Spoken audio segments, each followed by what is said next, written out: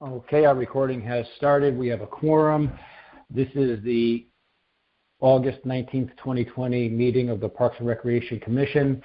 Quorum is present. I'd like to call the meeting to order. It is 7:03. The first item on our agenda is to act on the minutes from our July 15th meeting. Has everyone received an advance copy of the minutes? Yes. Yes. Are there any corrections to the minutes as distributed? No. No. Okay. Hearing no corrections, the minutes are approved as distributed. Thank you. Next up is public input to discuss any emails previously sent as suggested. The only emails that we have received, to my knowledge, relate to items that are on the agenda later, so there's nothing new to go through with public input. Next up, under actions taken between meetings which require ratification, these are items that we had approved in the past but have changed. There's one item at St. Paul's Church. The fall service is to be held at Jennings Beach on Sunday in September and October 2020. We have approved this in the past, but the director approved this in between meetings. So it's not really a ratification. It would be a motion to approve. Does anybody have any questions for the director? As I mentioned earlier, he is in his vehicle, so he's muted himself. We have approved these types of events in the past. I have a question. All right, so Anthony, we're going to need you to unmute if you can. Mary, give it a second. Okay. Okay, Mary, go ahead. Okay, I'm I here. have a question. Everybody there now? Yep, go Yes, ahead. I'm ready when you are. I have a question, and the question is, are they going to be asked to keep the social distancing and wear a mask? Yes, they have to follow all the state guidelines for religious services outdoors. I believe it's 150, and they're supposed to be social distancing. Okay. Any other questions for the director? Anyone care to make a motion to approve? Yeah, I'll make a motion to approve. Okay. All right, so we're going to go. I think I heard Jessica first, so Jessica is a first. There is a second from Brian. Any further discussion on the motion to approve the St. Paul's Church fall services to be held at Jennings Beach on Sundays in September and October at 8:30 a.m.? Okay, as there's no further discussion, I'll do a roll call for the vote. As I call your name, just say yay or nay. Starting at the top, Brian Nareau. Yay. Mary Von Conta. Yay. Jessica Gerber. Yay. I'm not sure if Bridget's on the line yet or not. She's still trying to get on. She said she keeps getting muted. Bridget, hello. Oh, there she is. Oh. Hello. Sorry, I think I tried to get on too early, but I apologize. I am here. Okay, and your vote for the motion? I didn't hear that. I'm sorry. That's okay. We'll call that an abstain. Jamie Benton? Yay. Yay, and then back to me. I'm going to abstain as well. The motion is approved. Nareau, Von Conta, Gerber, Benton in favor, none opposed. Okay, next up, under new business, to hear and act upon a request from Ms. Herlihy to install a little free library at Veris Park. Is Ms. Herlihy on the line? No, hi. I'm sorry, my name is Deborah Singari. I am Deanna Herlihy's sister. That's okay, she passed away. I believe that Kelly supplied you all with images of the little library we're going to be discussing tonight. So my name's Deborah Singari. I live on Parade Ground Court in Fairfield, and I'm moving back to Fairfield within the month. My sister, Deanna Herlihy, is a metastatic breast cancer patient. She passed away this past June, and she was a teacher, and she had a school curiosity corner on the corner of Veris and James Street. As a tribute to her and a gift to her students and neighbors, I spearheaded a bench memorial at Veris Park. And in addition, what I would like to do is place a little free library under the tree next to Misty's memorial. It's a replica of her school, her little preschool. It's 31 inches deep. It's 25 inches wide and 20 inches high to the peak of the roof. The front of it is a replica, and the back of it you look and you can open the door so you can obtain and get books. It's going to be a take it and leave it books. It's professionally constructed by Bill Henry, a carpenter. It's waterproof. It's made out of plywood, cedar siding, roof asphalt with copper nails. It has plexiglass windows and doors, painted with exterior house paint. It has slate stairs, a roof asphalt driveway, and small wooden window boxes with plant material. And again, if you refer to the images that Kelly supplied you with, you could actually see a photograph of it. The library will be maintained. I have a committee of 5 local neighborhood enthusiastic girls ranging from the ages of 11 to 17. They have gone through my sister's school, and they are very happy to take care of this project. My daughter, Madison, is a speech pathologist and a teacher, and she is going to be the mentor for these girls. And Kaylee Colleen, who lives on the next street over, got over 80 signatures from neighbors to support the library. The neighbors have offered to supply books. The girls and their parents said they would upkeep the library with rotations of the books, weekly wipe downs. There's a neighbor, Adam Lau, who lives on James Street. He is a builder. He said he would tend to maintenance over the years if anything happens to it. At the back of the library, I'm going to be making a plaque that I would adhere it to for people to email the committee, which consists of these 5 young girls and my daughter taking care of it, with comments and concerns, just to have an open line of communication with the community. And we made an email address called Curiosity Corner Free Library. And I would love to be able to place this right next to the bench to have the neighbors and her students to be able to enjoy it and to spend time on the bench and to be able to read books to their children. I know there's been many. We have received over 80 signatures from neighbors, as well as I know a lot of people have submitted email letters through Kelly, and you must have received that as well this past week. We did. We received the emails, and we did see the photographs of the library. It's beautifully constructed. It's very, very nice. Yes. Labor of love. And the most amazing point was when the kids went, because August 8th, we had her memorial. I don't know if you've seen it on TV or in the newspaper. It was just in Fairfield Citizen newspaper. And when the children of all ages, from 4 years old all the way up to 21-year-olds, seen it, their eyes just lit up because it brings such beautiful memories back of going to school there. And it's pretty much a historical landmark in Fairfield, that school in that neighborhood. Thank you. Are there any questions from the commission members? Is the director still on? Can you join the call for a moment? Yep, I'm here. Okay. The only question I have is any issue with the placement of the Little Free Library adjacent to the bench?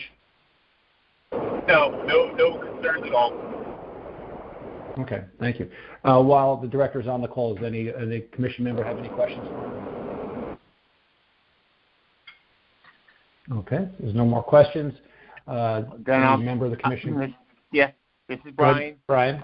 I think it's beautifully constructed as well. It's a great idea, and I'll make a motion to approve. Thank you for the first. Is there a second? I'll second. Second. Was that Bridget? Oh, and Jessica. Mary. Okay. Jessica, I'm sorry, Jessica. I will get this right eventually. Okay. Any further discussion from the commission? Okay, we'll do a roll call. Brian, yay, nay? Yay. Mary Von Kanta? Yay. Jessica Gerber? Yay. Bridget McBride? We might have lost Bridget. Give her a minute. A moment. Okay. Can you hear me? This is Bridget. Yay. Yay. Thank you, Bridget. Jamie? Yay. Okay, and back to me. I'll abstain. Okay, the motion is approved to place a Little Free Library at Ferris Park adjacent to the existing memorial bench. In favor is Nero, Von Kanta, Gerber, McBride, and Benton. No one opposed. Motion is approved. Congratulations. Thank you very much. Now I'll just speak to the Department of Public Works to get that installed. Is there any other procedure I need to go through, or? I would just probably contact Anthony in the Parks and Rec Department and make sure that he connects you to the right people at Public Works. All right, Kevin Fox has been my contact. Is that who you would like me to speak to, Anthony? Yep, you can go directly through Kevin. That's perfect. He was muffled. I didn't hear him. He said you can go directly to Kevin Fox. Perfect. Thank you so much. I really appreciate it, and I hope you and your family in years to come and enjoy the library and take and give books and just spend time at the bench. I really appreciate it. Beautiful memorial. Thank you very much for joining us. Thank you. Thank you. Bye-bye.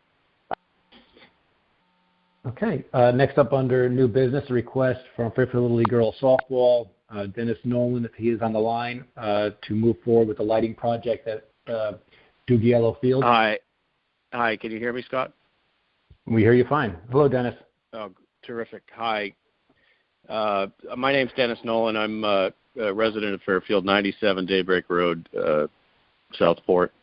I am the Vice President, FLLGS, former president. I'm joined tonight on the line also with Casey Elliott from the Board of Directors of FLLGS, who is also a former president of the league. Between the two of us, old guys, we've got over 20 years of league administration under our belts. So we've drawn this stick tonight to talk to you guys, thankfully, about putting lights up at the Dugiello Field. Just as a recap, FLLGS is a league of 350 girls and families. We're one of the only Little League programs that continues to grow when Little League has seen declines across the state. We're completely a volunteer organization. So when we say families, it really is a family event for these girls. And most of the feedback we get, it's one of the better programs run in the state. And as you know, there's a lot of programs, lacrosse, soccer, and all that. So we're very proud of that. Definitely the largest girls softball program in the state. Every single girl that plays at Ludlow and Ward has come through our program at one time or another. We also have girls at almost all local private schools, including Notre Dame, Laurelton, the Trumbull Ag, and Hopkins. And we are really proud to have hosted the annual Ludlow Ward game for the past 5 years, with the exception of this spring, with the unfortunate events of the COVID canceling their seasons. Dugiello is our home field for the league. It has really become a destination field for surrounding towns. We've hosted numerous all-star summer programs throughout the district and hosted our first state tournament with the 11U last year. The league, since the creation of the field, has donated more than $100,000 to the town in improvements, and we continue that today. Maintenance of the field is all ours.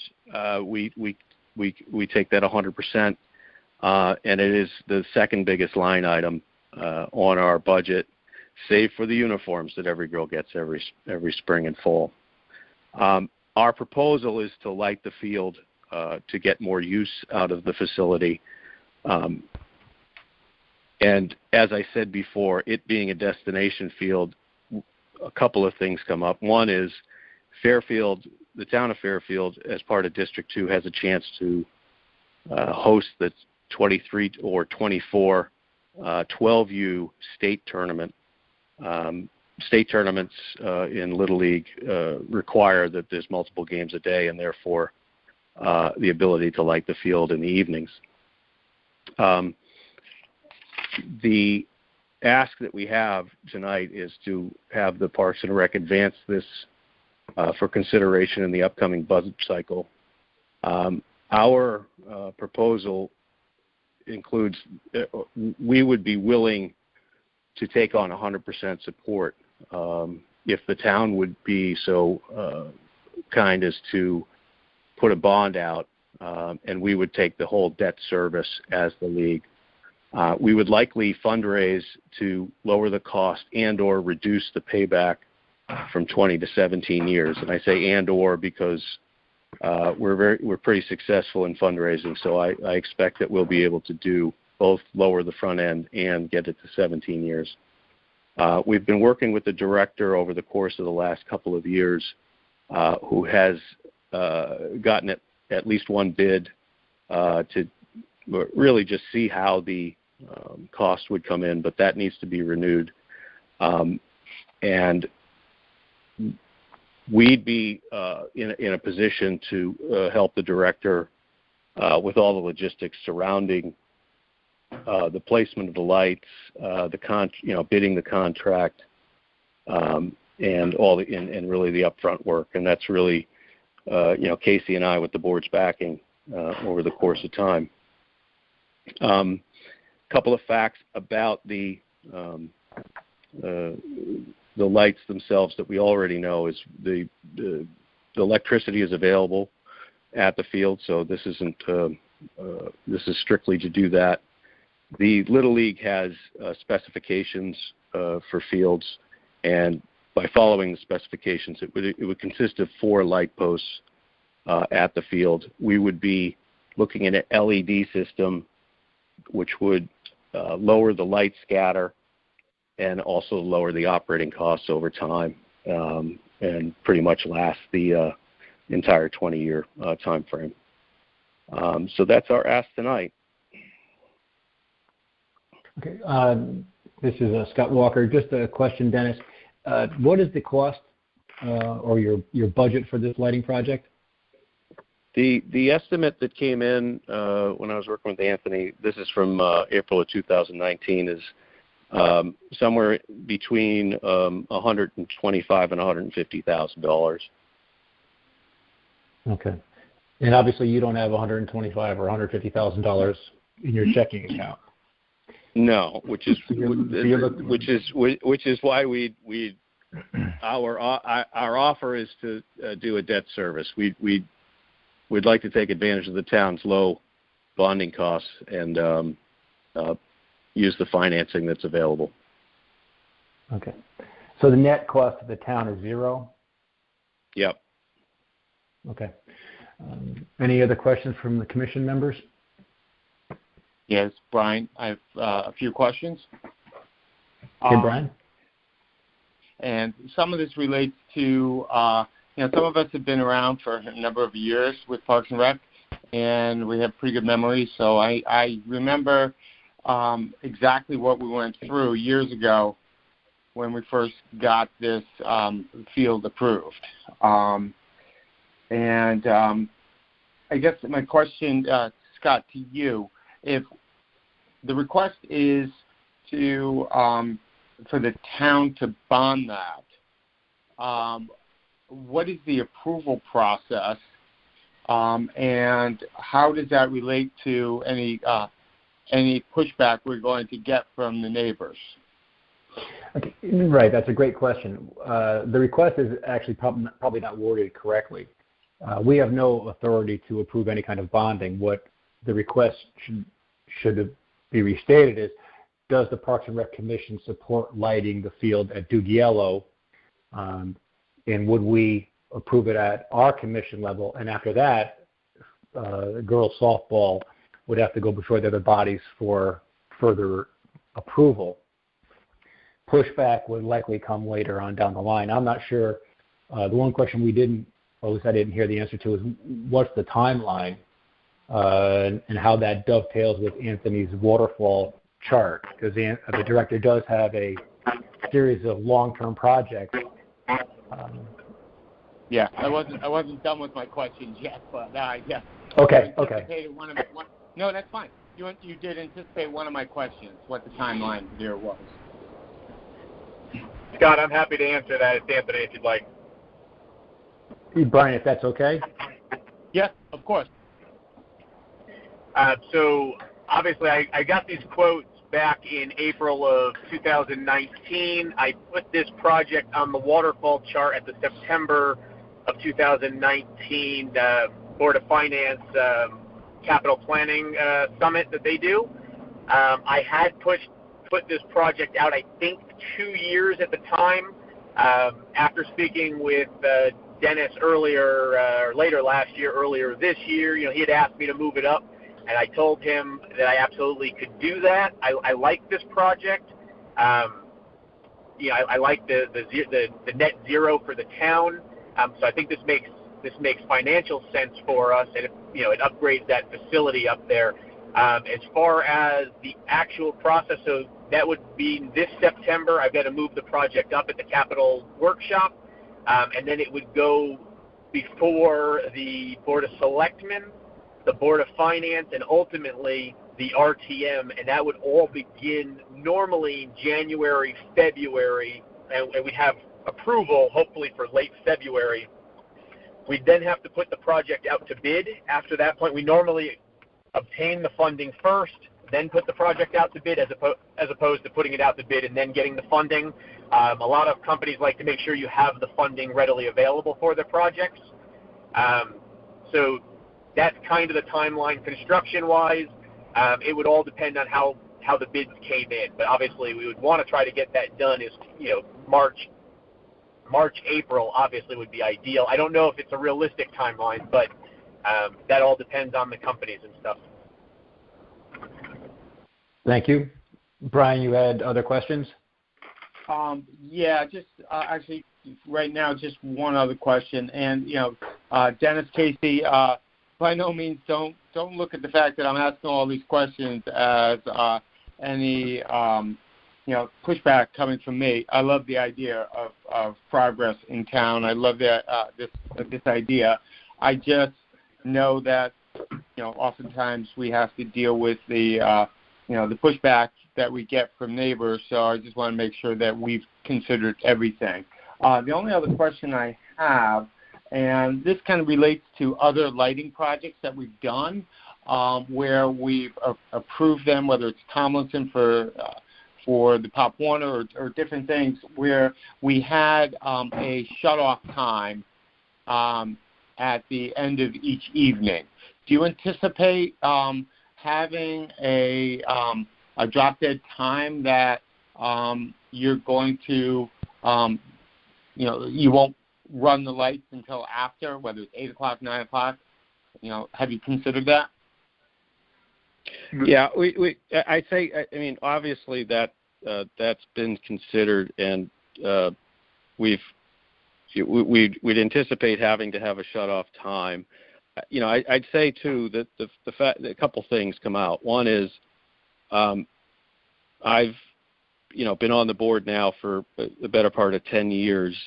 Most of that time with the field in operation. I don't believe, and Casey can correct me, that we've had any complaints since the field has been put into play. It's always the anticipation is always sometimes harder than the actual thing. So we've really worked hard to be a good neighbor. We've worked with the town as far as landscaping, staying out of the areas, for parking when there's been rain or the seasonal birds are nesting, that kind of stuff. It's been pretty low impact for the area up there.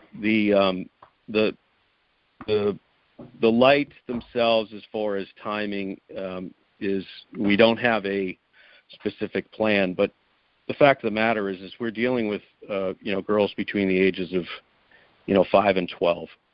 So we're not a late night organization. We don't anticipate. We're not looking to run all night events or late into the evening. Our experience with we use Hayden Field often for some of the older girls on a Friday night, and I don't think I can remember a time when we were not getting off the field by latest like 9:30 at night. And keep in mind as well the lights themselves for the type of play that we have, become more important in the early spring and in the fall seasons. With the exception of what I mentioned as far as hosting a state tournament that may have a a 7 or a 7:30 start time to it, in the summertime. The only other time that we've, really run into the significant problem has actually been the high school game where they've gone into extra innings. And they start at something like 5 o'clock. So you're talking about, 8 o'clock and out of there at 8:30. So I'm not anticipating that being, a problem for us. I think, and correct me if I'm wrong, Casey, but we anticipated the fact that there'd be questions, particularly from the neighbors, and not wanting to have late night distraction up there at the field. Right. Hey, can you guys hear me? I just want to make sure I'm not muted. Hello? Yeah. Hey. Okay. Just Casey Elliott, 797 Old Strathfield Road. And I just wanted to piggyback on that sort of curfew thing. Is the girls, as Dennis said, were done by 8 o'clock. So it's really only a problem in April, early May, and then September and October. I think one of the real benefits for the entire town would be to have that Ludlow Ward game at 7 o'clock at night, and so all the parents and friends and everyone can get up there. But still, you're looking at 9 or 9:30 the end time. And as Dennis said, at Hayden, we've never really gone past that time. We have had a couple of All-Star game incidents where it got up against darkness, and that's really it's really a supplemental thing for most of the time. I would anticipate 3 to 5 days a year where we would even be up there, in the 9 o'clock, 9:30 range, I guess. And obviously, then we could also give Hayden back to Parks and Rec to use it for some other group. I think Fairfield. I think the boys use it on weekend nights, and we wouldn't need it on Friday nights anymore. And I think it's a benefit for the whole town if we can host these all-star state tournaments, and you've got teams coming in from all over. They need to eat dinner, they need to get ice cream after. Some of them may even stay over. So it just becomes a benefit for everyone involved, I think. Yeah. Again, this is Scott. If I could jump in, just to piggyback on Brian's question, his point is valid, and we probably wouldn't want to have any kind of ambiguity with regard to a shut-off time. Tom Hayden has an automatic shut-off, if I remember correctly. You would probably be required to have something hard and fast where those lights will not be on after a given time without some exception to established policy. So you're going to want to think about that. If it's 9:30, I would think probably no later than. Well, I don't want to speak for your program, but you will need to have a hard and fast shut-off time, I would think, to placate everybody who would be interested in lighting that park. Right, and I agree with that, Scott. And I think that would be perfectly doable with, as you know, an exception for, let's say, a Ludlow Ward game that might go in extra innings, or a all-star state game. But certainly, if it's a normal game, we can just tell everyone, sorry, we're done at 9:30. So that's what it is. So I think a curfew of 10 o'clock would be certainly acceptable, or 9:30, whatever everyone decides. So. Okay. Back to Brian. I'm good, thank you. Okay. Any other questions from commission members? Yeah, this is Jessica. Okay, Jessica. Just in terms of when talking about the neighbors, is there any kind of a process for notifying them, when this does go before the other bodies, just so that they would have a heads up? I mean, how does that work? I think I recall there being something discussed when we were talking about lights somewhere else, but I can't quite remember, so I was just curious if there was a process. If I may jump in there, this is Scott again. Yeah. But my memory is that there is not a formal process. In the past, we have advised people when we thought that there would be a neighborhood impact that they go out proactively and notify the neighborhood. As far as we're concerned this evening, the request has been properly noticed, so we're free to move forward at this time. But obviously, I think you're 100% correct that as this moves through the budget cycle, there would be it become more of a item that the neighborhood might want to take, might have an opinion on.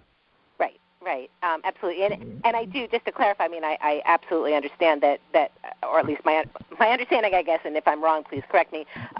What we're discussing tonight and what we're being asked to approve is not, any kind of financial thing, but it's simply that we believe that the lights, should be considered, and this should move forward to the next step for the lights at Duke Yellow. That's correct. That's what's before us this evening. In a grander scale, this is, a little free library type of request. There's no impact to our budget. It's being managed, and the bids are going to be solicited in conjunction with Fairfield Little Girls Softball and the Public Works Department. So there's no impact to our budget at all. It's just a matter of how we see that property being used. Correct. Okay. Thank you. Any other questions from the Commission? Anyone care to make a motion? Jessica, I'll make a motion. All right, we got Jessica with a motion to approve the request. Brian, was that you? Yes, I'll second. And there's a second from Brian. Okay. Any further discussion from the Commission?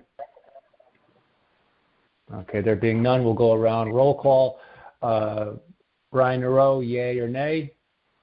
Yay. Mary Von Conta? Yay. Jessica Gerber? Yay. Bridget McBride? Yay. Jamie Benton? Yay. Okay. Back to me. I'll abstain. The request is approved. Nareau, Von Conta, Gerber, McBride, Benton, all in favor. No one opposed. Congratulations, Fairfield Little League Girls Softball. Thank you for joining us this evening. You obviously want to connect with. Thank you, guys. And then just connect with. Yep. All right. Thank you. Okay. Next up under reports, we have the Board of Education report. Okay, I'm trying to remember because days are going really slowly lately. I think the last time I gave a report to this commission, we were in the process of putting together the back-to-school report that needed to be submitted to the state on July 24th. That was submitted to the state. The requirement was to have 3 possible plans. One was full back-to-school for all students with the stipulation that any students for any health or other reasons could opt out and do distance learning. Then the second option was to do a hybrid, which would be some in school, some distance learning, and then the third option was to do all distance learning. So those are the 3 hypothetical situations that the district was required to put together as part of the plan to submit to the state on July 24th.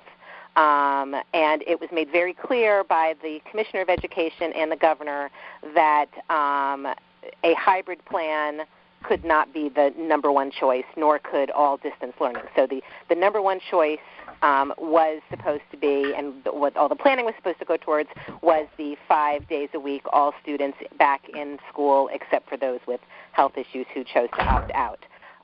Then on the 27th, 3 days after the plan was submitted, the governor at a press conference, without any advance notice, said that now the decision was whether doing hybrid or full back in school was now up to the districts. So as a result, a majority of high schools throughout the state chose to opt for a hybrid plan for high school students, based primarily because of concerns about being able to social distance. when you have a high school like we do, or two high schools like we do in town that have 1,500 students in the building at one time, it's really hard to keep people 6 feet apart. And so with that in mind, a hybrid plan was then kind of defaulted into being the number one choice for high school. Then upon further review, it was decided that middle school and elementary school would also be a hybrid plan. All of these plans are posted on the Fairfield Public Schools website.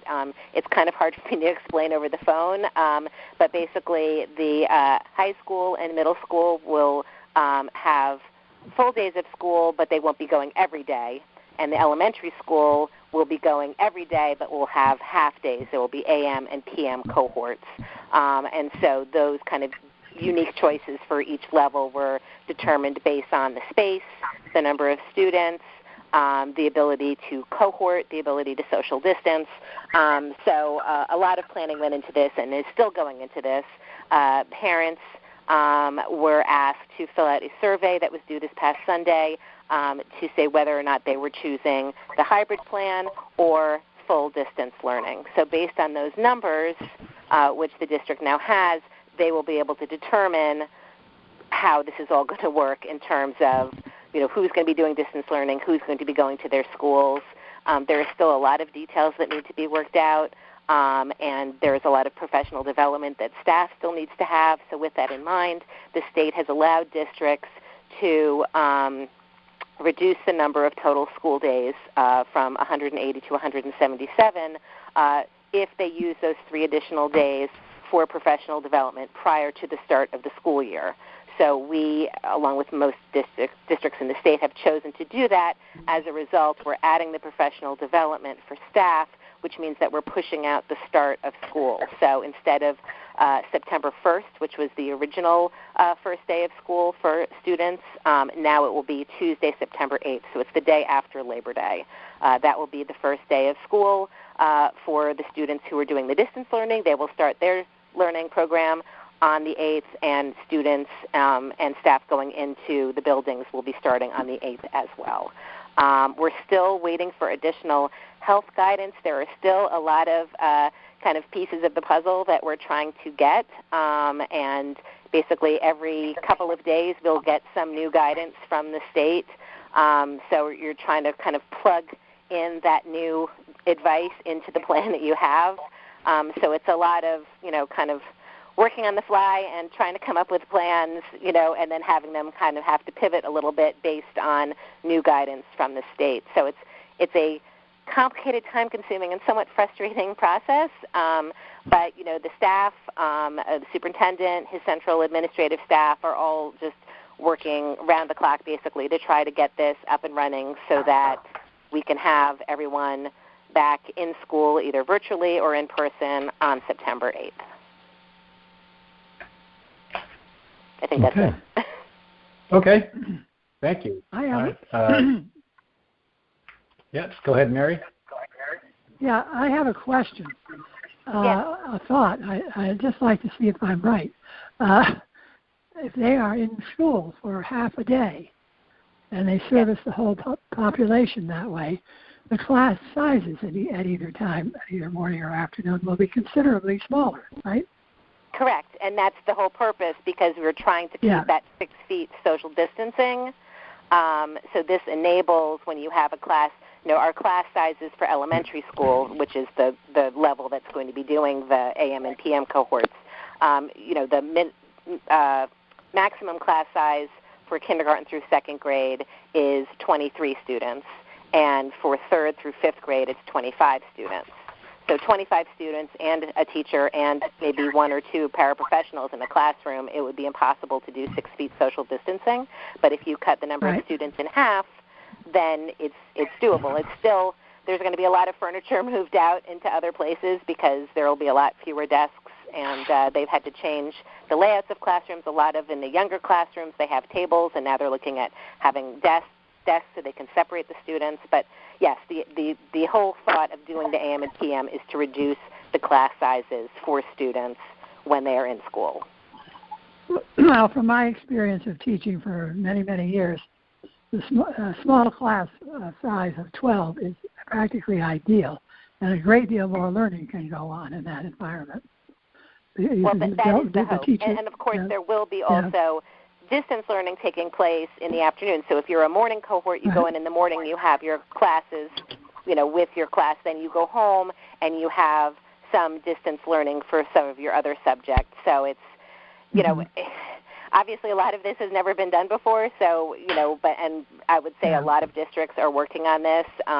Some are doing in-person for middle or elementary school because they might have smaller class sizes or smaller districts. But a lot of other districts in our area are doing this hybrid plan for all three levels.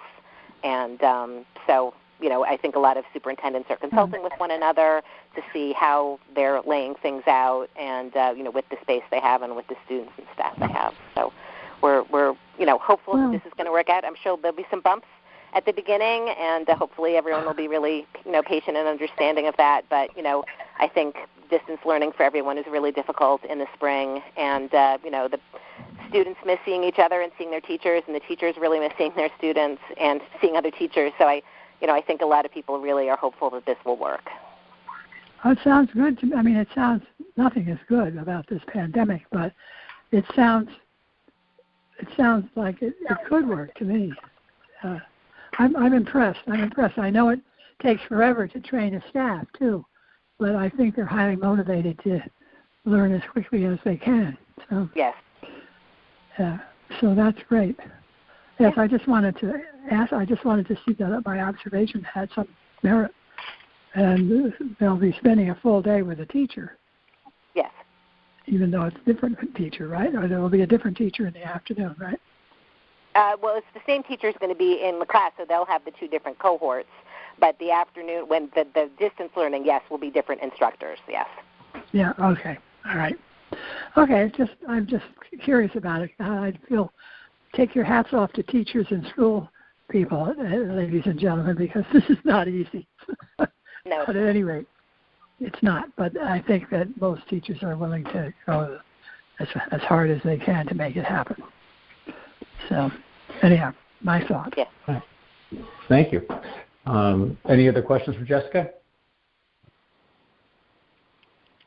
Okay. Moving along, next item on our agenda. Jessica, you're up to hear and act upon your tree committee report. Sure. Well, also, I know, Bridget, did you want to say something too? Because Bridget actually took the notes for our meeting, so I don't know if she'd want to weigh in, or I could as chair, or we could take turns. I'm happy with whatever you'd like to do. If Bridget, up to you guys.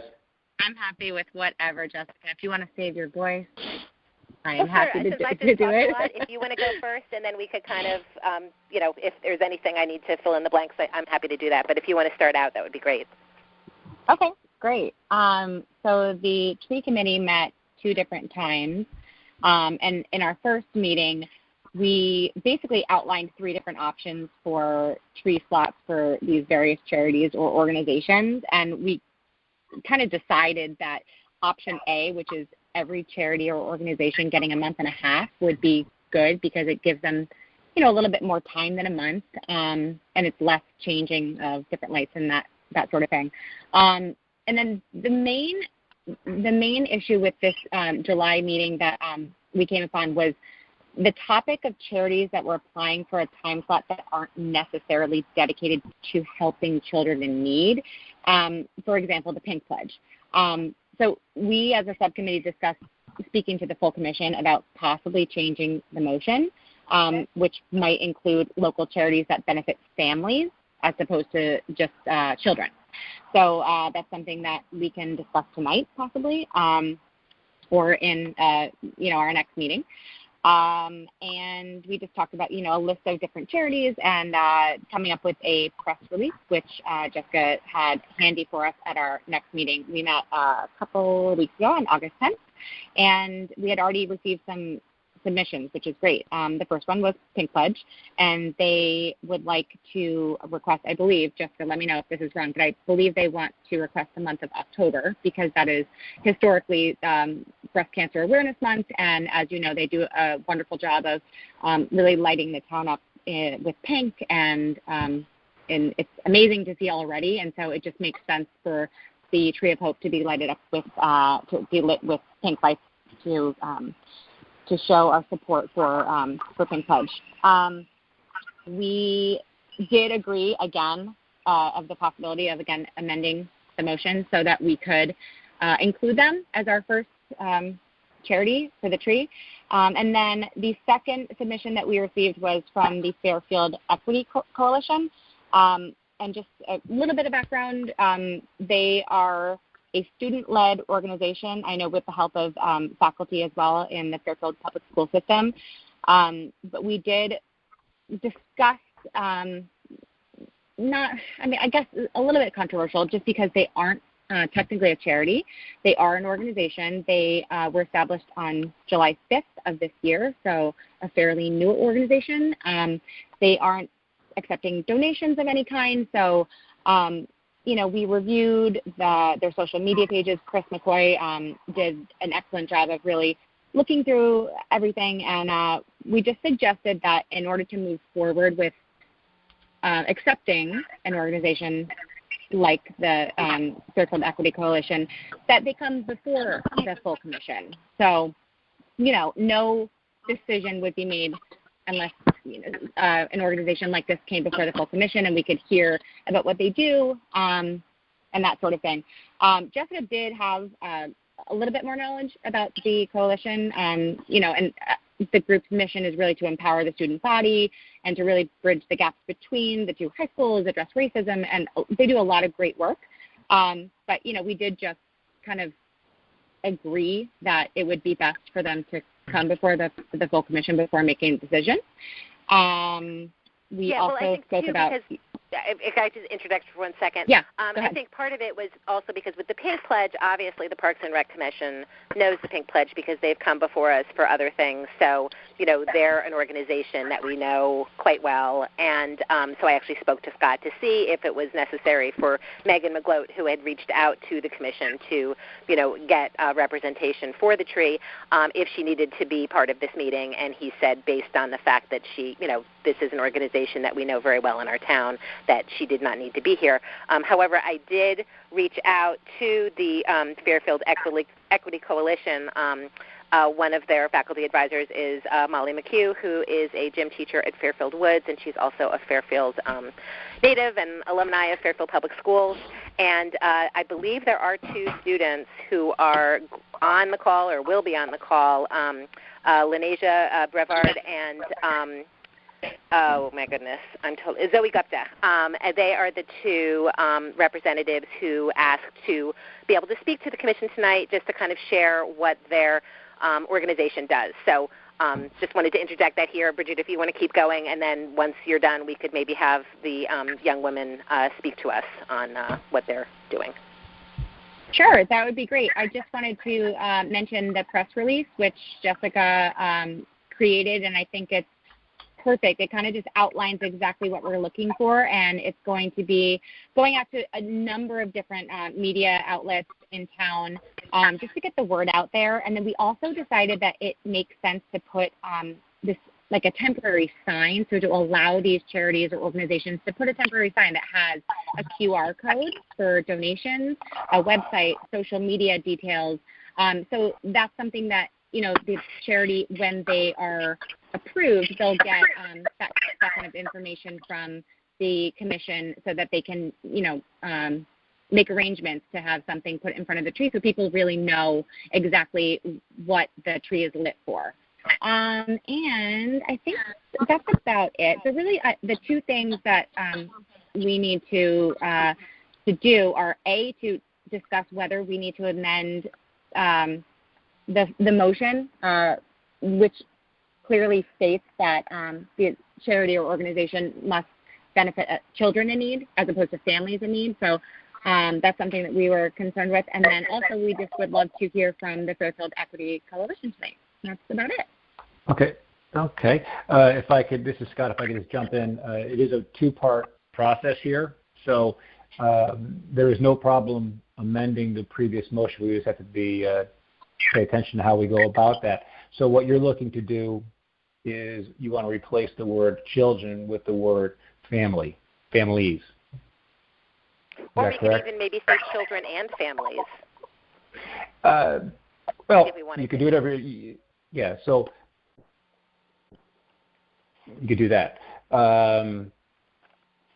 All right, so if there was any member of the commission that wanted to do it, you would want to make a motion to amend something previously approved and previously adopted, rather, and you would want to say that I move to strike what you would like to strike, and I want to replace it with, and then you say what you want to replace it with.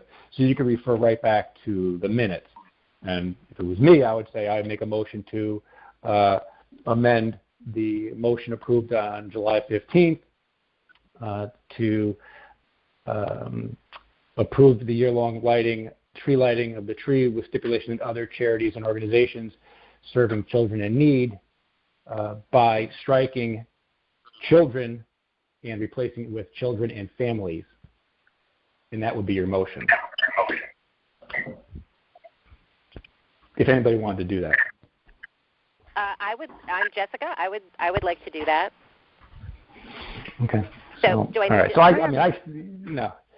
I stated the motion. So as long as Kelly got that. Yep. So the motion would be you got the whole motion. So we're striking. We're going to strike children, and we're going to replace it with children and families. Correct. Yep. Okay. So there is a motion before the commission. Is there a second? This is Bridget. I'll second. Okay, Bridget. Okay, now back to the commission for further discussion. Anybody have any questions on the motion? This is Mary. I have a question. Sure. Okay. Children is a very broad word. And I'm thinking, I was just thinking about this coalition of high school kids working with teacher mentors. Is that correct? Yes. And the goal that group has is for the young people, and I assume there would be kids from both schools. The young people work on ways to resolve some of the issues that are occurring in their schools, such as, and the one of course that rings a bell is one that's very popular across the country right now, which is the matter of racism and how to help to get people to know each other who are from different races. This is helping children, but this is children helping children. And it is an extraordinary learning experience for them if they have good mentors. And it is children, it's helping children, but it's not giving them something like new diapers or something like that. It's giving them a learning experience. Does that fit into your category? I personally think that changing this language works. I don't think it has to be viewed as something incredibly specific, like, providing something that, someone needs. I think there are emotional needs, there are social needs. So I think it would be broad enough that I don't think it would be a problem. But I'm, happy to hear if anyone else has any issues or thinks that we should change it any. But I think that this could be looked at from a broader lens that would not be problematic. That's my 2 cents. Right. Yeah, I think I was just Sorry, this is Bridget. That's okay. I think the main reason that we wanted to change the verbiage was for charities like the Pink Pledge, because while they may not directly benefit children, they benefit, mothers, grandmothers, aunts, so we wanted to not make it so exclusive, and we realized that when we got the submission from the Pink Pledge, and they were the first organization that did reach out to us, of course we knew that we wanted to accommodate them, and we thought that it was important to just change the language. That was all. Yeah, well, I think it should be highly flexible. I don't know how you put that because it's a very large topic, and as long as you can make the point as to how this does help children in any way, shape, or form, I think, and their families, is fine, as long as it's very explained that it has a broad broad idea, not a highly subjective idea. I mean, a highly limited idea. If you follow what I mean, a charity is collecting money to give it to poor people. This is not collecting. What they're talking about is not collecting money to give it to poor people. It's getting young people to work to help the situations going on in their schools that trouble them. Well, and I do think, Mary, also, I think one thing to keep in mind is that we do say in the earlier part of the motion, it is charities or organizations. So, again, I think that gives you a broader perspective. We're not just talking about charities. We're talking about charities and organizations. Okay, as long as that can mean something that's not even formal. I mean, this is an organization, I guess, that's just started on July 5th. But that's okay. All right. I'm sorry to beat maybe what's a dead horse, but I find this rather interesting, what they think they'd like to do. Okay? I will be quiet now. Please, you don't need to. Hi. Okay, any other questions on the motion? Yes, this is Brian. Okay, Brian? I just, a slight change, but I think it would be helpful. Rather than say children and families, I do think it should say and or families, because specifically and/or. Oh, okay. Only because I think of Pink Pledge, if we say children and families, it does imply that every organization includes children. And I'm just thinking, Pink Pledge specifically, yes, most of these, the people involved, there's children involved, but not necessarily every organization is specifically for children. And I think that would be a little bit helpful. Yeah, no, I agree with that. All right. Okay, Bridget, so we don't need to go through the process of amending an amendment. Are you okay with adding the word or between children and families? I'm okay with that. This is Bridget. Okay. So the motion will now be before us is strike the word children and replacing with children or families. And or. Any other and or you want that's and or families? That's what. Okay, children and or families. Okay. All right. So we don't need to amend an amendment.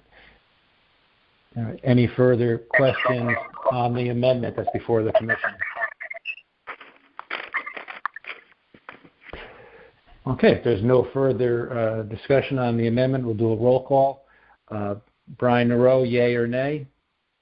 Yay. Mary Von Conta? Yay. Jessica Gerber? Yay. Bridget McBride? Yay. Jamie Benton? Yay. I think that was a yay. That's a yay. Yep. And I will abstain. Okay, the motion is amended as discussed. Okay, so now we want to go on to part two, which is a specific request from the Fairfield Equity Coalition. How do you want to handle that, Bridget and Jessica? Well, I think that Zoe and Leneza are on the call because Kelly, I believe, did send them the call-in number.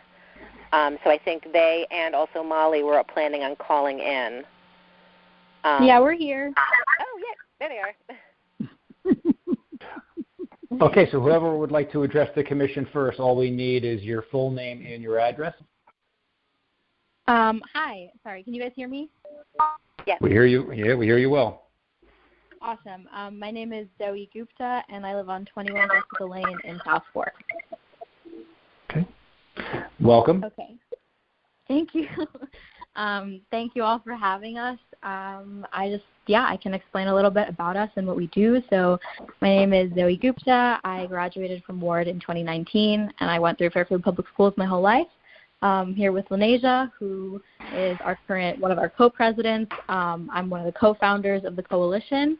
And although technically I guess our formal founding date is July 5th or 6th, I'm not sure quite where that came from, but it's it was loosely started in around May or June by a lot of alumni who had been having conversations about, with all of the race relations conversations going on in the media, there were just a lot of things that we were reading and learning about that we wish we had been taught sooner, and realized we'd never really had conversations about in schools in the way that we had hoped to. And that's not to undermine our education system, but of course there's always room for growth. So it started off as a mostly curriculum-centered thing of, here are some things that we want to add to the curriculum that we'd like to address the Board of Ed. So it was going to be just a few alumni that planned to write a brief report and send it to the Board of Ed. But we sent out a survey asking alumni and current students to talk to us about their experiences of discrimination they'd seen or faced, or anything they wish they'd learned. And we got a really overwhelming response. We got over 400 replies from current students and alumni, ranging from graduates that graduated back in 2011, who are now almost 30, to people who are still in high school, all voicing similar concerns and wanting to be involved. So that's kind of how the coalition was born. We now have about, I want to say, 85 members on 11 committees, ranging from ages 15 to 27.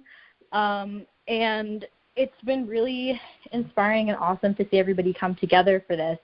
Leneza will talk about as well the fact that we are very much building on the work that has been happening for a long time. She was involved in the high school equity clubs, and so we are by no means new in this effort. We're just combining the alumni with the current high school efforts, so Leneza will build on that as well. But our current project is really to try and come together to push for equity in the education system at large. So although it started as a curriculum thing, we're working on a report right now that outlines 10 actionable changes that range from curriculum to hiring practices to disciplinary practices to bias training, anything we can do to improve the infrastructure within our school systems to make sure that students of all races and all backgrounds feel like they're included and represented, and that it's a space where they can not only survive but thrive, because statistics show that there are significant disparities in people's experiences in our school system. So our main project right now is this report. It has a lot of research, it has implementation plans. We've been working really closely with community stakeholders as well, from the superintendent to principals, faculty, who else? Parents, community organizations, anybody that we can to, again, build on the work that's already being done and acknowledge that this is an effort that a lot of people have interest in, and really try and make this as much of a conversation as possible and a collaboration as possible. So that report is going to be out in the next couple weeks. We also have a lot of other initiatives going on. We have a civic engagement team that focuses on trying to collaborate directly with our politicians. I will clarify, we are nonpartisan in any capacity at all.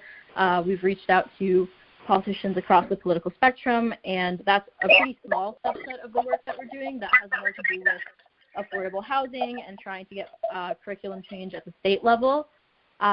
We also have a community collaboration team that is focusing on extracurricular work to unify us with Bridgeport and with other communities to, again, as Mary so beautifully was explaining, get kids to meet people who are not like them, or at least externally, and kind of build a more unified community. So I know I just fire hosed a lot of information out there, but and feel free to please ask us questions. I think Leneza has some more that she wants to talk about some of the earlier founding and how this relates to the Tree of Hope. But the last 2 cents that I'll add is just that, to me, this organization and all of the people that have helped us and been involved with us is the epitome of hope. Having grown up here, and especially hearing some of the stories from the survey of students that really felt unheard and underrepresented and just really did not have a great time in our school systems, and there's so many ways that we can help them. Seeing the amount of support that we have from 400 current students and alumni and so many administrators and parents that all want to work with us is really inspiring. And, just for all of those other young kids, I am really hopeful that if they would see our mission represented on the tree and see that there are so many people that care about them and about guaranteeing their academic success, I think that would give me a lot of hope. So that is my 2 cents. I will pass it off to Leneza to talk about some of the earlier foundings and anything else that she wants to add. But thank you all for having us, and I'm really grateful that we're allowed the opportunity to even present this. So thanks. Neige, if you want to go. Thank you. Hello. Sorry. Can everyone hear me? We can hear you fine. Welcome.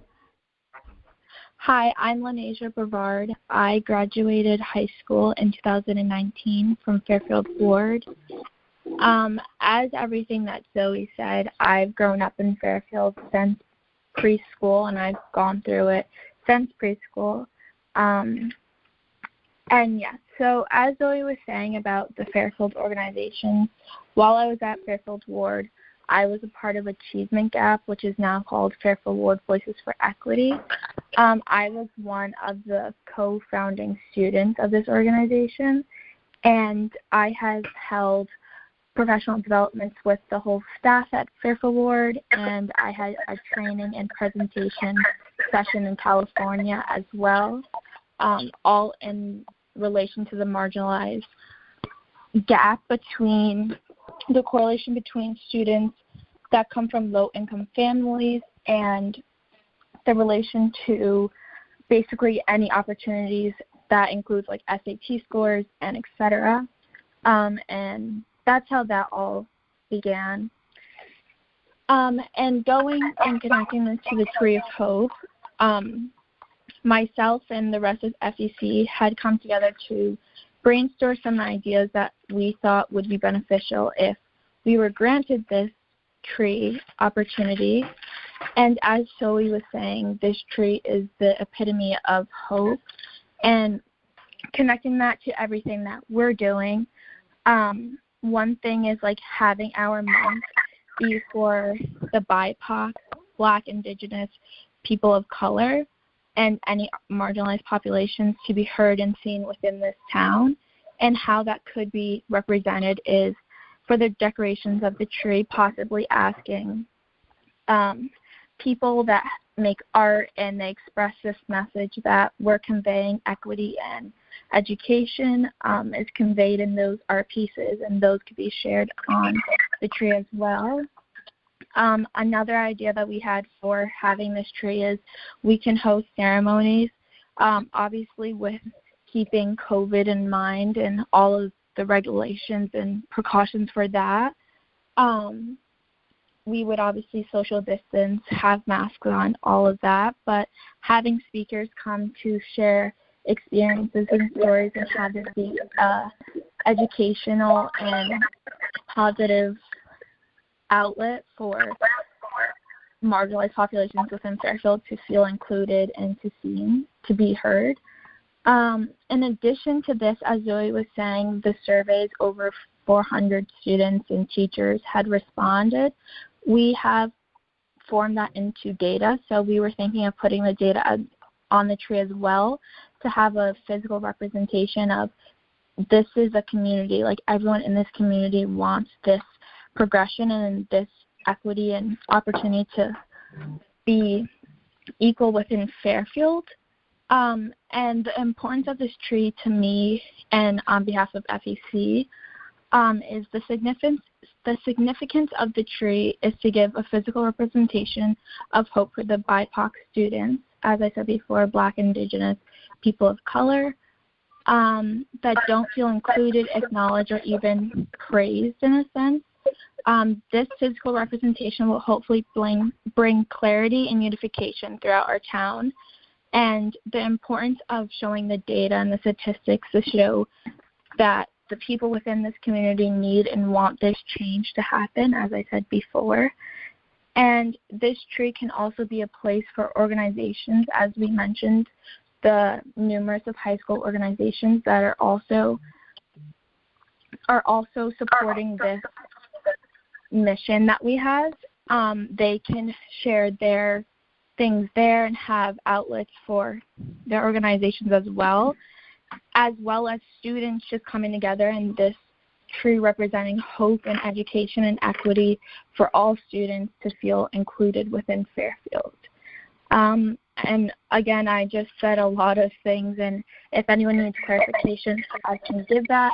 But just wrapping up thoughts is that our organization, as Zoe mentioned, is to fight for equity in education and how those two bridge together, and what we need within Fairfield. And I think that having this tree shows that, like, we support you. We are here for you. Like, we hear you, we acknowledge you, and, like, we will change within Fairfield to those students that don't feel like they had and were given the same opportunities and the same experience as everyone else through kindergarten to 12th grade.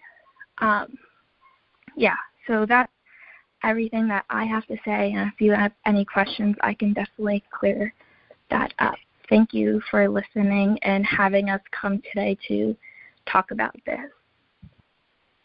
Thank you very much for joining us. This is Scott again. I have a question for Jessica and Bridget.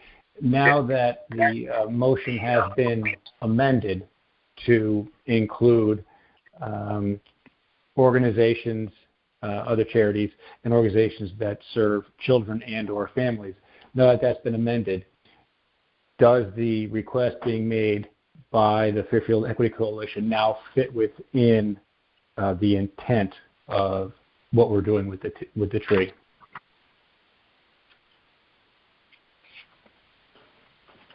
This is Bridget. Thank you so much for speaking to the organization. You're very well spoken, and I appreciate so much of what you're doing. And I think that you are doing very, very good work, especially in light of the world that we're living in today. And people need more support, especially young people. It's amazing what you're doing. So thank you. I struggle to make a decision tonight because one of our subcommittee members is not on the call. And one of the things that was just one of our concerns was it becoming political. And so, everything could be considered political these days, right? But what we want to make sure about this, when it comes to the Tree of Hope, we want to make sure that it is dedicated to now children and or families in need. And I'm not saying that your organization doesn't fall under this purview, but I would like to pause for a moment to get the perspective of one of our other subcommittee members who had strong opinions about this, and I would like to hear what he has to say first and take it from there and not make an immediate decision. That's certainly fine. Any other comments from any other commissioners? If there's no other comments, one comment, the feedback that I would offer, again, this is Scott Walker, is that part of the request that was made by Leneza was to decorate the tree as well. And I just want to point out that would not fall under the parameters of the approval. The Tree of Light is only supposed to be lit with the colors of the choice of the organization that's sponsoring it. And we did not approve decorations of any kind. So if the subcommittee wanted to talk to Chris McCoy and then you wanted to move ahead with this approval, you would have to bring it back before us to say, now we want to decorate the tree. Yeah, and this is Jessica. I'm sorry. I was going to say that that I was going to bring that up too. In that, I think we should probably keep it within the parameters of lights. I just think that's my personal feeling. I don't know how Bridget feels about this or how the rest of the commission feels about this, but I understand the value of having other kinds of decorations, but I just think that we could that might make things more complicated in some ways. In that the original intent of the tree was to have lights, and so I think if we keep with just the lights, that would probably make sense moving forward, especially when we have other organizations coming to us too. Yeah, this is Scott. I would recommend that course of action. The moment that we put decorations on that, it's going to look like a Christmas tree.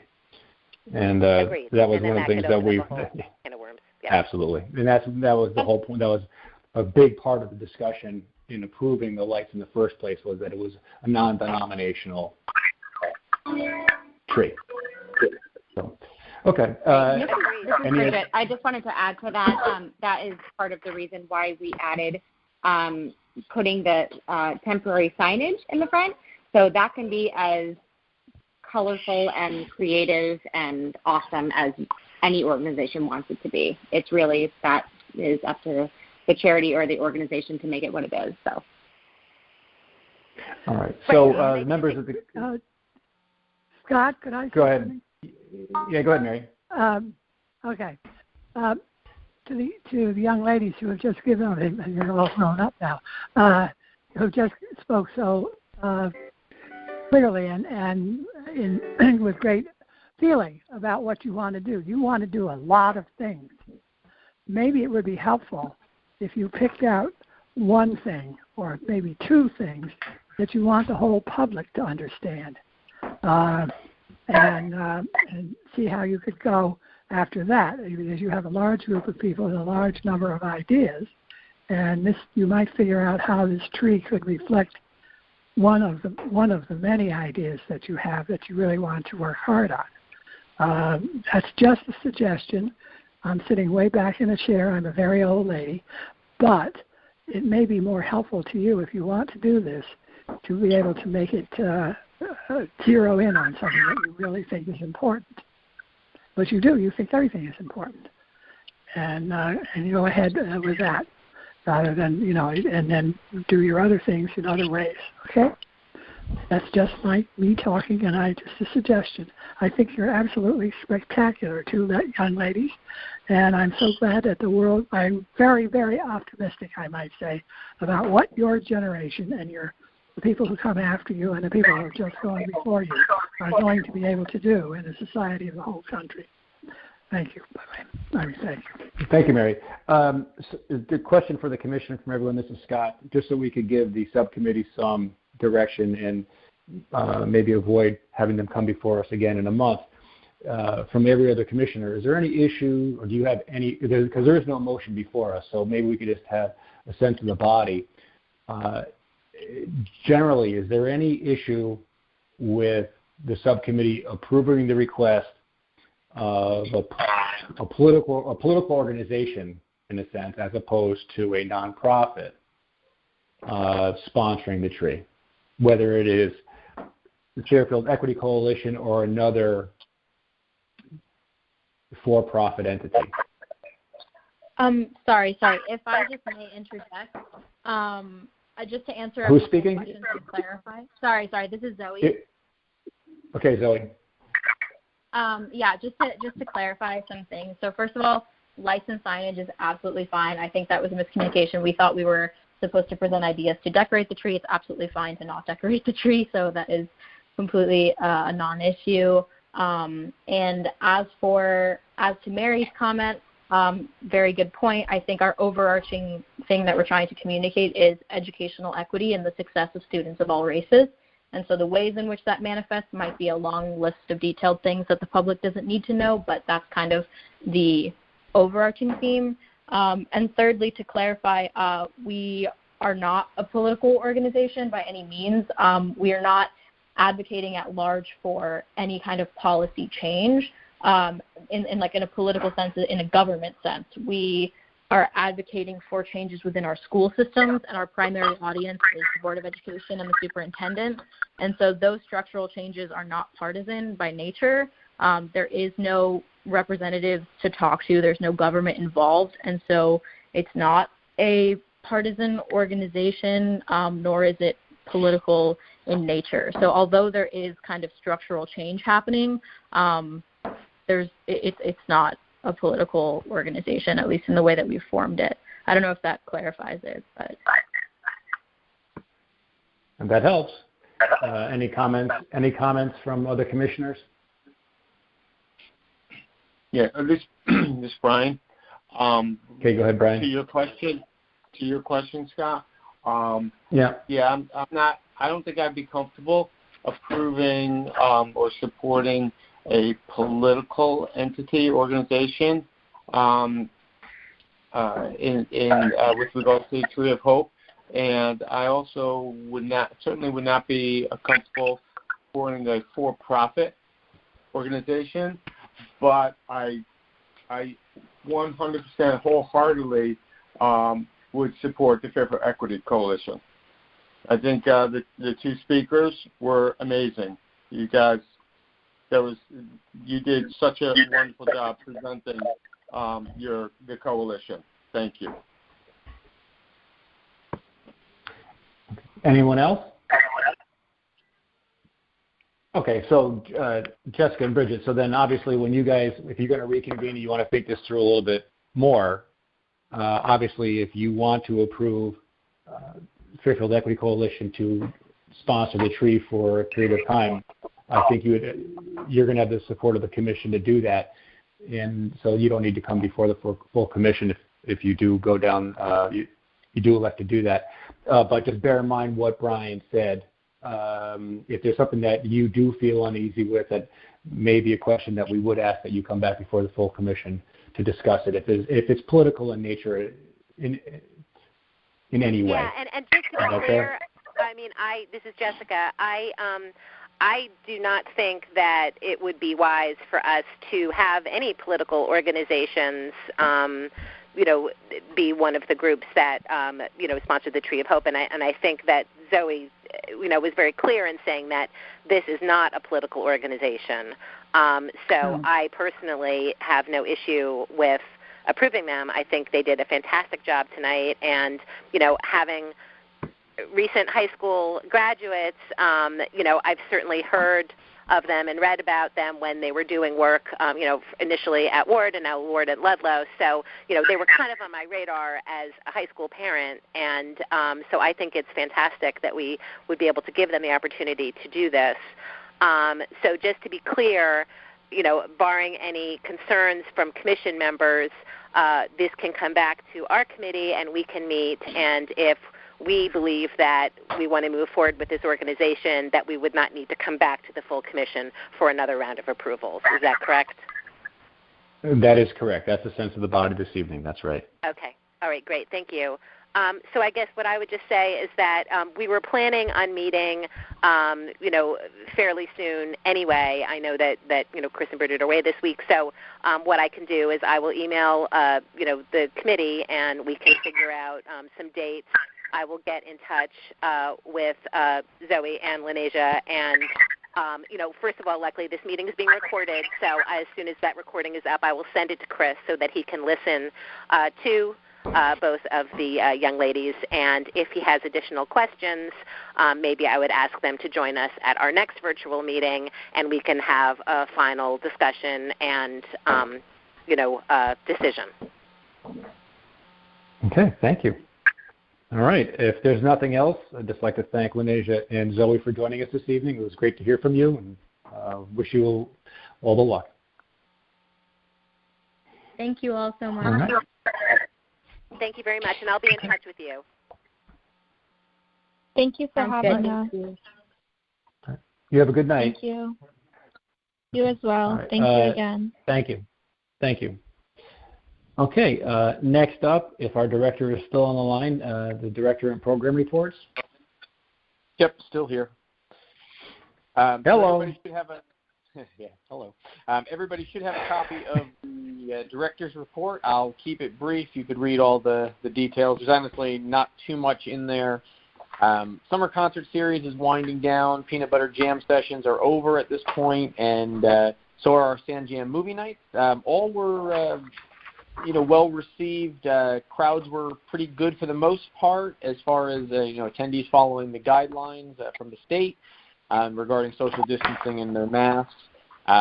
Staff is still working on fall programming and events for the fall and winter. To say things are fluid is really putting it nicely. Things are changing every day, so we are creating our first plans and then trying to come up with backup plans, B, C, and D, because everything just continues to change. As it is right now, all the sports leagues should be starting for the fall. However, the CIAC is meeting with the Department of Public Health, I believe, tomorrow, and they're going to make some changes and some announcements to high school sports. And then that will change sector rules, which pertain to recreational sports and all of that kind of stuff. So once we have those guidance, then we can really either push forward with youth sports or, fold everything back up and close down the fields again. Hoping they don't go that route, but it's always a possibility. We have two projects that are starting to take place. First one is the tennis court replacement at Tomlinson Middle School. Those courts are finally being rebuilt, and they're going to be redone in post-tension concrete. The fencing over there has come down. There's some tree work that needs to be done. I notified all the neighbors on Hillcrest Road. So far, it's been well received as far as the trees coming down. But the project itself will take 12 to 16 weeks to complete. So hopefully we can get the contractor out there in the next week or two to start the project. And then those courts will hopefully be ready to go for the spring high school season. The second project that's taking place is the replacement fence at the Jennings Beach Skate Park. Currently, there's a 4-foot tall fence that's provided pretty easy access for people before and after hours of the skate park. And a lot of times the police have trouble enforcing it. The trespassing rules there. So they requested that we put an 8-foot fence up to help to help with the monitoring and keeping people out when they shouldn't be. So that'll be starting in the next week or two. The beaches themselves, we had restricted non-residents during the weekends, and we only allowed non-residents to go to the Jennings Beach during the week. So all of that will come to an end as of Labor Day, which is right in time as our normal beach season ends. So as of right now, I don't believe that there are any guidelines telling us we're going to stay the course as we are right now. So all our college kids are going back to school. Our high school kids are going back to school. So as you can imagine, most of our seasonal staff will be gone in the next couple of weeks. So we do have 2 new hires that just joined us. As I mentioned last meeting that we had some vacancies. We finished the interview process. First, our account clerk, which was Kelly Brown's old position, has been filled by Linda Hilliker, who has been a part-timer with us for the past year. She's a Fairfielder and has a very strong background in finance, so she's going to be a great addition to our team. And then our aquatic recreation coordinator, we ended up hiring Noreen, I'm going to butcher her last name, but Wilepski. And she's actually moving to Connecticut from New Jersey, where she was a Parks and Rec director in Middlesex Borough. So I'm really excited to have her join our team. She's energetic. She's an outside-the-box thinker, and she's going to be a great team player. So very excited to have her join our team as well. And that is all I've got for this month. Thank you. Any questions for the director on his reports? Okay, if there are no questions for the director, we'll move along to good of the order, and then we'll wrap it up. I just have one question for the director on the good of the order. Now that we're expecting kids to start going back to school, will town meetings start to open up, or we can start to hold our meetings in person? I don't think so. The state guidelines are still limited to 25 people indoors. Until the governor relaxes that, I don't see that changing, unfortunately, because we just Parks and Rec Commission, if you take that for an example, I believe we've got 9 members plus myself and Kelly, so we're already at 11. If we had 14 people from the public come, we'd be at capacity at 25. If that 26th person, from my understanding, tried to come to the meeting and we had to turn them away, we would have to terminate our meeting. And obviously with larger boards like the RTM, for example, they have 40 members right now. I just don't see it changing. I know there hasn't been anybody waver on that yet. Okay, that answers the question. So we'll plan on calling in again in September. Okay, any other questions or comments for good of the order?